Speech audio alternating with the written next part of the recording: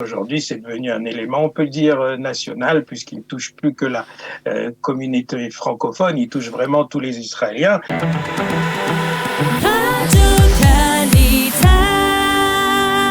C'est demain que commenceront les commémorations du Yom HaZikaron suivies des festivités de Yom Ha'atzmaut. Et comme chaque année, le CNEF organise à cette occasion de nombreuses manifestations. Et pour en parler, nous sommes avec le directeur du CNEF, Sam Kadosh. Sam, bonjour. Boker Tov, shalom shalom. Alors, on va commencer par ce qui va se passer, je crois, demain soir pour le Yom HaZikaron. Alors, il faut dire d'abord que il y a eu une interruption l'année dernière, puisque, bien entendu, l'année dernière, on n'a pas pu avoir toutes ces manifestations. Demain soir, donc, on reprend l'habitude du CNEF avec une cérémonie pour les soldats francophones qui sont décédés au combat.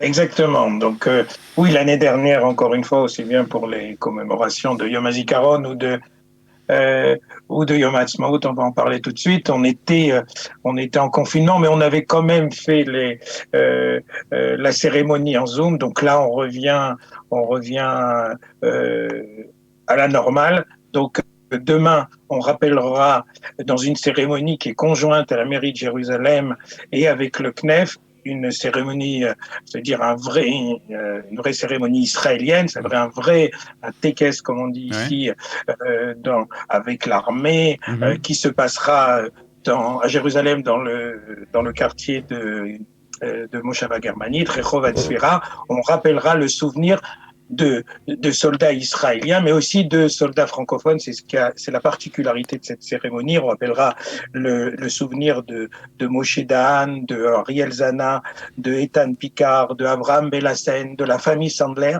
Et c'est la particularité de cette cérémonie. Alors, à quelle heure? Demain soir, à quelle heure? À partir de 20h? Elle commence à la sonnerie, c'est-à-dire à 20h, et donc de 20h à 21h, donc la cérémonie est en hébreu.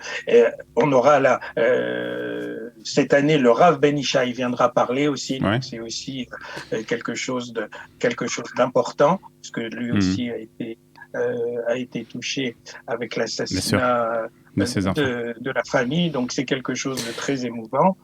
Alors, donc, Rehov HaTzfira, dans le quartier de la Moshava Germanit, est-ce que tout le monde peut participer ou il faut s'inscrire? Comment ça se passe? Non, tout le monde peut participer, puisque comme c'est dehors, donc il n'y a pas il n'y a pas de restriction. Donc voilà, bien sûr, on préfère que les gens soient vaccinés, mais comme c'est en plein air sur un terrain, donc il n'y a pas de problème, vous pouvez venir. Rehov HaTzfira 27, c'est tout au bout de la Rehov HaTzfira à Jérusalem. Et puis, bien entendu, donc mercredi soir commenceront les festivités du Yom Ha'atzmaut avec ce rendez-vous qui est devenu maintenant une tradition, bien entendu, pas seulement d'ailleurs dans la communauté francophone, c'est devenu une tradition de la ville de Jérusalem, pratiquement la prière festive au Kotel, prière que, bien entendu, qui a été à l'initiative du CNEF il y a déjà combien d'années, Sam? On ne compte plus, mais disons qu'on en est une vingtaine d'années. C'est-à-dire, si on se rappelle qu'on avait commencé, Olivier, vous en faisiez partie, on était tout un petit groupe d'étudiants où, à l'époque, le côté était vide. Et donc, on avait pris l'initiative d'organiser ce rassemblement, cette fila. Et aujourd'hui, aujourd'hui, c'est devenu un élément, on peut dire, national, puisqu'il ne touche plus que la communauté francophone, il touche vraiment tous les Israéliens. Bien sûr que le noyau dur est composé des différentes communautés franco-israéliennes, comme la communauté du Rav Cherki, comme la communauté du Rav Belaïch et comme la communauté du Rav Ben Ishai. Mais aujourd'hui, c'est de tout le pays que les gens viennent assister à cette fila. C'est encore plus important, puisque ça faisait l'année dernière, on avait organisé, puisqu'on était aussi en plein confinement, un petit minyan pour célébrer Yom Ha'atzmaut. Mais là, vraiment, beaucoup de gens nous ont appelés de tout le pays pour venir fêter. En plus, on a on a eu hier une bonne surprise, puisque au Kotel, toutes les mechitzot, tous les encadrements qui étaient faits ont été enlevés. Donc on donc va il n'y a plus de capsules. Il n'y a plus de capsules. Il n'y a plus de capsules. Il y a plus de capsules. Vous pouvez même le voir sur Internet. Donc vraiment, il y aura une fila vraiment très grande. Et donc ça, c'est une bonne chose pour. Alors les horaires, Sam.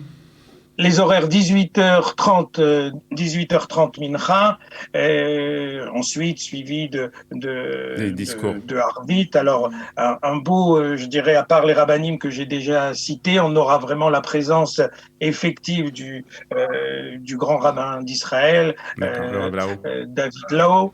Donc ça c'est quelque chose d'important. On aura aussi vraiment un des plus grands chazan aujourd'hui en Israël, Yitzhak Meir. On aura aussi les chazanim des différentes communautés de Emouna. Donc vraiment, c'est quelque chose à voir. Je pense que ceux qui ont participé. Et ce sera un événement qui sera retransmis sur Studio Kelita, puisque nous serons ensemble mercredi soir avec Eliana Gurfinkel à partir de 19h30 pour retransmettre d'une part cette fila au Kotel et puis aussi la retransmission en direct des festivités et de la cérémonie d'ouverture de Yom Ha'atzmaut au Mont Herzl. Et nous serons donc avec Eliana pour vous commenter ces deux grands événements. Et puis nous serons aussi avec vous, Sam, pour en parler. En tout cas, merci. Deux grands rendez-vous très importants. On remercie Kalita quand même. Je tiens à remercier Kalita qui va relayer l'événement. C'est très important. D'ailleurs, grâce à nos amis de l'Ilmod, l'événement sera aussi retransmis et par Zoom et sur YouTube pour nos amis de France qui sont aussi en confinement et qui voudront assister à l'événement. Donc tous ces renseignements, vous les trouvez sur la page Facebook et sur les réseaux sociaux du CNEF. Mais merci à Kalita aussi de relayer l'événement. Merci beaucoup Sam, et puis Chag Sameach pour ces festivités. Merci beaucoup d'avoir été ce matin avec nous sur Studio Kelita.